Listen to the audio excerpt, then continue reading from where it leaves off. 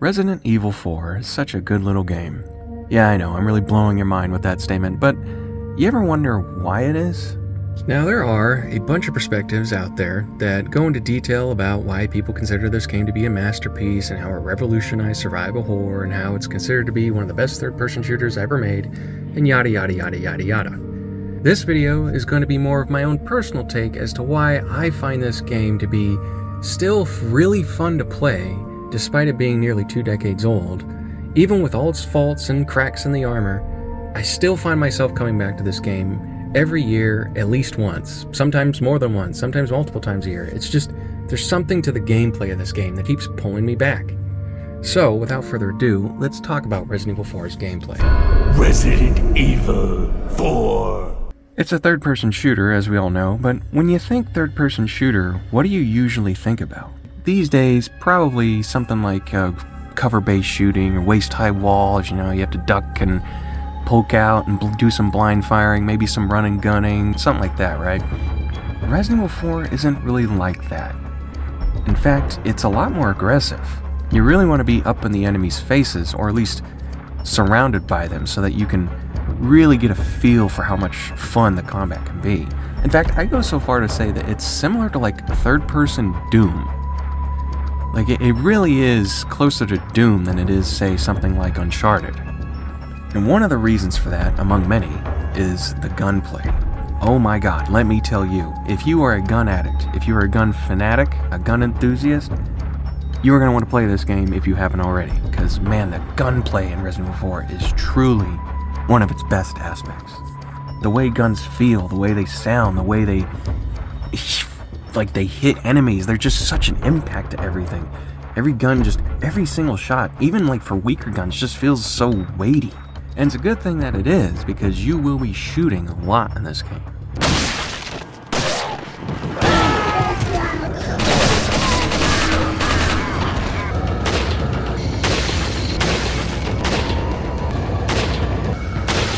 A lot.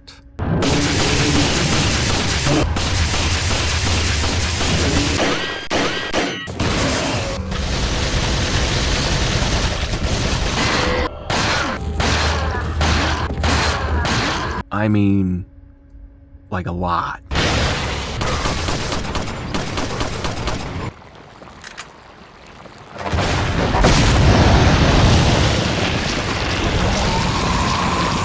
Now that sounds really boring, like when I put it like that. You know, it sounds like, oh geez, all you do is shoot in this game? Oof. That sounds like it gets old. Not really. But why? Enemies react to your guns. Hit stun is all over the place in Resident Evil 4. See this guy right here?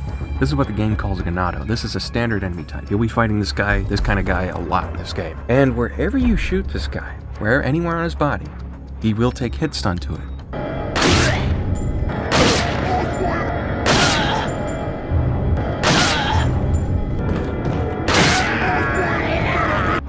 It's great.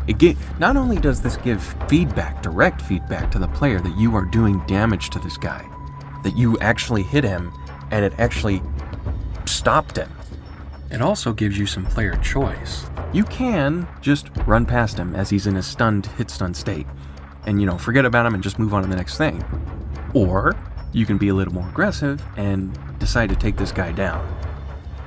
And this is where another mechanic in Resident Evil 4 opens up, its melee system.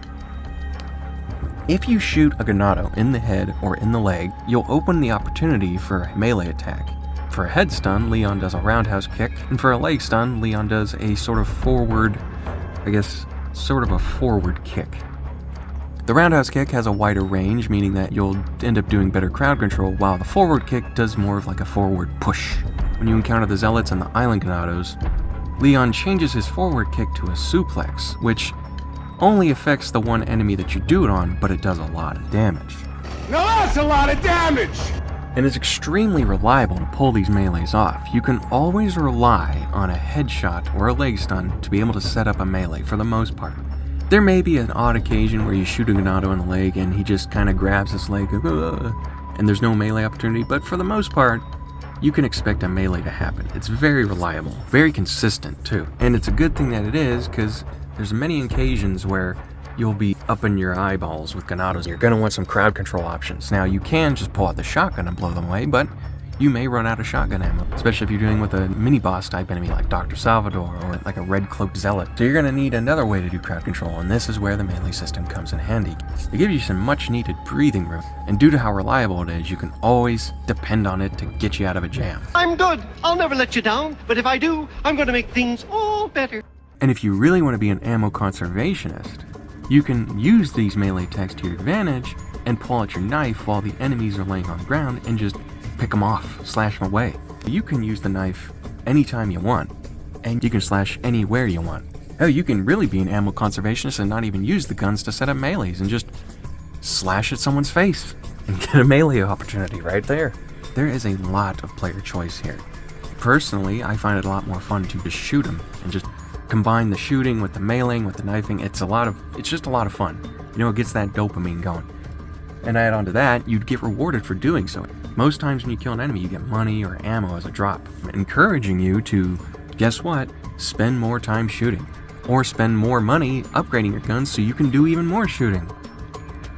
And speaking of upgrading weapons, that's a whole other aspect of what makes the guns in this game so much more fun to deal with.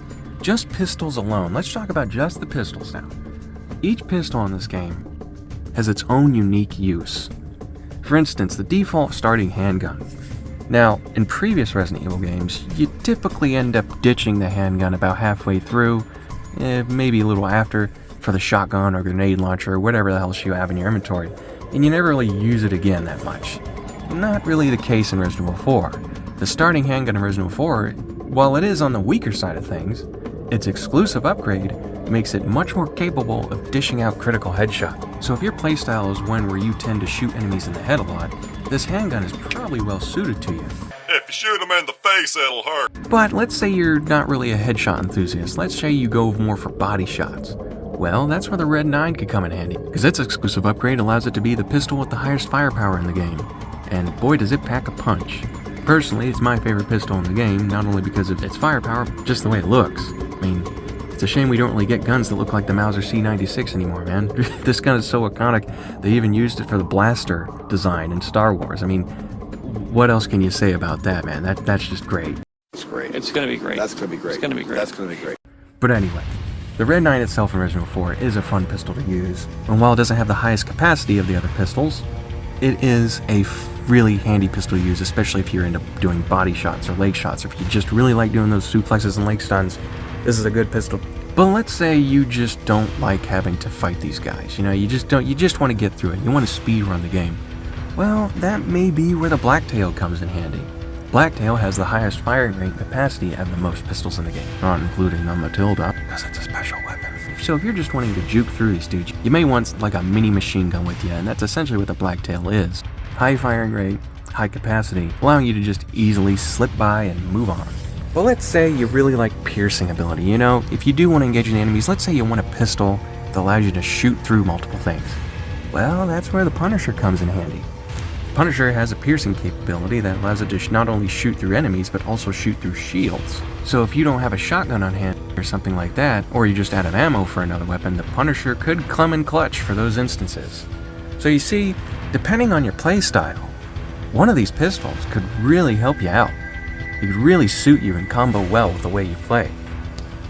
And the same goes for all the other weapons in the game. Shotguns, magnums, rifles, there's one that's really meant for each scenario or each playstyle that you want. There's no like super duper one gun for every scenario in this game, but you can challenge yourself in Resident Evil 4 and only go through the game with a set weapon or so. And this opens up another aspect of Resident Evil 4, self-imposed challenges. Resident Evil 4 really opens the door for self-imposed challenges. Want to complete the game with just a pistol? You can. Want to complete the game without upgrading that pistol? You can. Want to play the game without upgrading your health bar? You can. Want to play the game with just the knife? You can. For the most part, there's a lot of different ways to play this game. Despite there being many ways to play this game, the gameplay never really changes.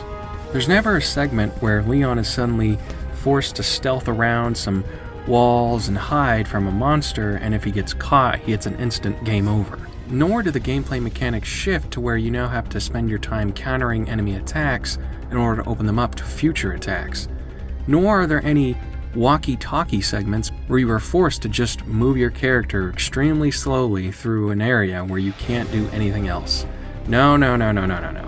Resident Evil 4 doesn't pull any of that inconvenient BS. Instead, it stays incredibly focused on just third-person shooting. You know that excessively long montage of shooting I did earlier on in the video? Well, that is what you do. From the start to the end of this game, you are always in control of Leon, always having the ability to shoot your guns, melee things, and pull out your knife. Always. It never changes. In fact, I think the developers were aware of this because about midway through the game, there's an extremely short-lived section where you play as Ashley. It's sort of a throwback to the previous Resident Evil games, but it's such a short segment that once you're done with it, you go back right into the control of Leon and do exactly what you were doing before. And that's not a bad thing. I think this game being so focused on this one gameplay mechanic actually serves it quite well. It didn't try to be overly ambitious, and instead it just wanted to make one mechanic really solid and really fun.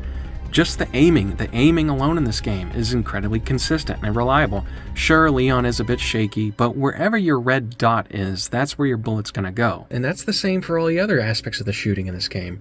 The melee system, the way you set up melees when you shoot an enemy, the way guns themselves feel, the way they sound, everything is consistent, satisfying, reliable, and so enjoyable. It's awesome. I love how just straightforward and simple this game is. It doesn't dick around, it doesn't try and blow its load with shoving a bunch of mechanics in your face, it doesn't try to do too much. It strives for one thing and does it really well.